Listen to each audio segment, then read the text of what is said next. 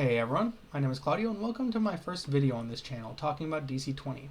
I've got a few ideas in the works, but I want to start with a video that will be useful to cover future topics. Checks. I want to cover conditions and skill-based actions in the following videos, and understanding checks is pretty key to understanding both of those. So let's start with the basics. What is a check? Well, here I have the block of text referring to checks in the core rules. Really though, we're going to focus in on one section, highlighted here. Whenever an attempt is made by a creature to perform an action that has a chance of success and failure, they make a check or save to determine the outcome of that attempt. So basically, a check is a roll you make to see if you succeeded or not that isn't a save. Normally, saves are more related to prevent conditions from being inflicted, but checks can do that too. Mainly the difference here is for game balance reasons. You can think of saves as something that's much harder to affect or debuff than checks. So let's talk about the simplest kinds of checks. Flat attribute checks. These are the checks made for the attributes in the game. The two physical attributes, might and agility, and the two mental attributes, charisma and intelligence. So a flat attribute check is a roll that tests your raw efforts with that attribute, independent of training. And these rolls are pretty simple. Just roll a d20 and add your attribute modifier on top. I'm just going to call this attribute from now on, since the modifier and the value of the attribute are the same in DC20. This isn't like D&D, where the ability score modifier and the ability score itself are different numbers. Okay, so now we get to the largest section of checks, skill checks. Skill checks represent your efforts with a particular skill, like any of the ones you can see listed on the left. Each skill is connected to a particular attribute by default. For example, athletics uses might, investigation uses intelligence, you get the point. However, there is a variant rule to allow skills to work off a different attribute if a GM decides it would be appropriate, even if it's just for a one-time thing. This could be charisma-based intimidation, which normally would use might, or intelligence-based trickery. You can get creative with it, assuming your group is on the same page about that. Additionally, each skill has different levels of mastery you can have, represented by the little bubbles before the name of each skill. This represents your training in that skill, and at levels 1 through 4, your mastery limit is at novice, unless you have a feature like Rogue's Expertise to raise the limit. Each level of mastery counts as an additional +2 to your roll, as shown in this little diagram in the middle. So your skill check is the d20, plus the relevant attribute, and your skill mastery. When talking about skills, it's useful to talk about a very specific category of checks or skills, the martial check. Now, really, martial check is just a fancy word for your choice of athletics or acrobatics. This tends to come up in situations where you need to use physical skill, like escaping a grapple. You can either try to slip out with agile movements using acrobatics, or wrestle free with brute force using athletics. The choice is yours. Okay, so that covers the basics of skills, except if you've been particularly perceptive, you'll notice I missed one. Awareness. The reason I saved awareness for last is because it's a little bit of an odd skill check, since it doesn't actually use an attribute. Instead, it uses your prime, which is related to your highest attribute, but technically isn't an attribute itself.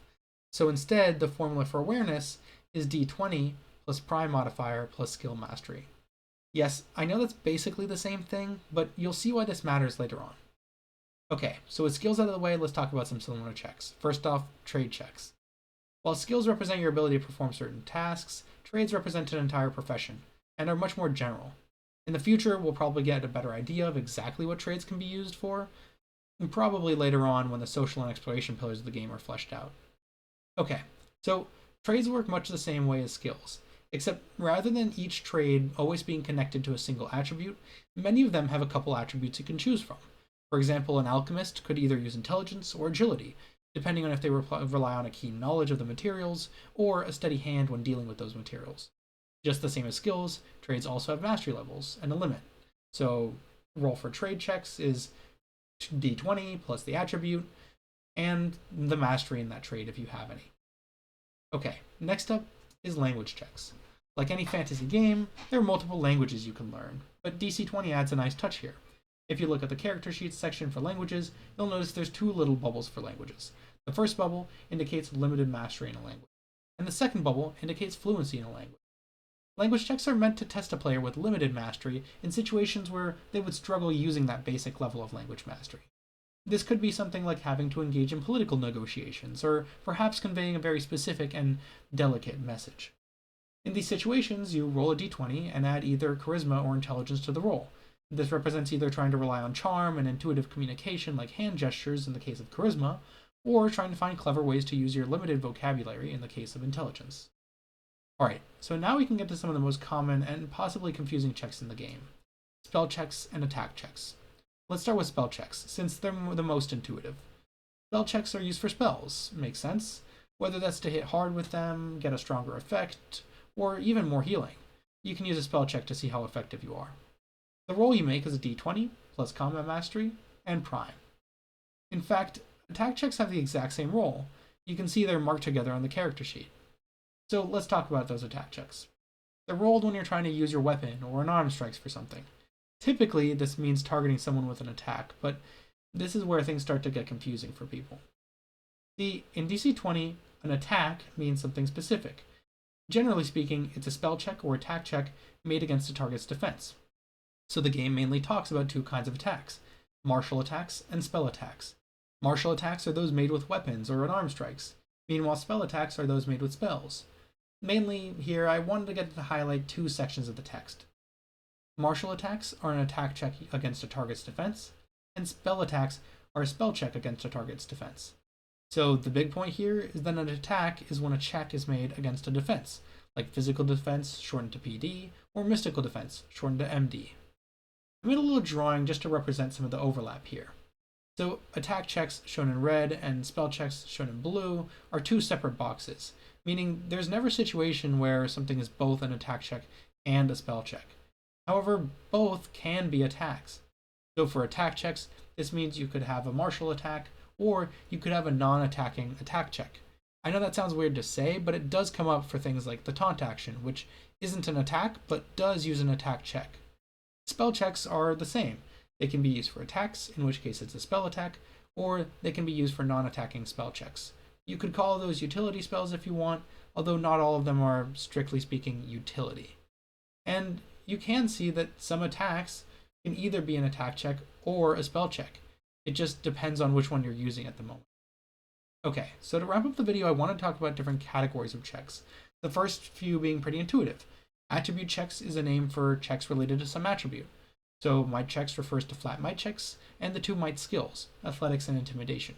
And the same goes for the other attribute checks. It's the flat check, and then also any skills related to that attribute. Then there's the category of knowledge checks. This is specifically referring to arcana, history, nature, occultism, and religion checks, those that show up in that knowledge section on the character sheet. The game does also give you the option to add custom knowledge skills, and those would fit here too. So, if you're particularly aware, you'll notice one of the skills is missing. That's right, awareness. I told you it would matter. Since awareness isn't related to a specific attribute, it also doesn't count under any of the attribute check categories I just mentioned. This means it's a lot harder to affect awareness checks compared to every other skill. Okay, finally, we can talk about physical checks and mental checks. These are the broadest categories of checks. Physical checks refers to all might checks and agility checks as well as attack checks. And that's the important part. It doesn't matter what your prime is. Attack checks are always counted under the category of physical checks. Mental checks mirror this. It includes all charisma checks and intelligence checks as well as spell checks. Again, regardless of your prime. And yet again, we can see the black sheep of awareness sitting outside of these definitions, meaning you're going to have to find some other way to affect it. And that's really why I wanted to talk about these checks. Next time, I'll hopefully cover the conditions in the game, and understanding these checks is going to be a big part of understanding how conditions work and which one is right for the job. Thank you so much for watching. If you have any thoughts and would like to and about what you would like to see next, or even just comments about this video, please let me know in the comments, and I'll definitely keep it in mind for future videos. Until next time, have the best time.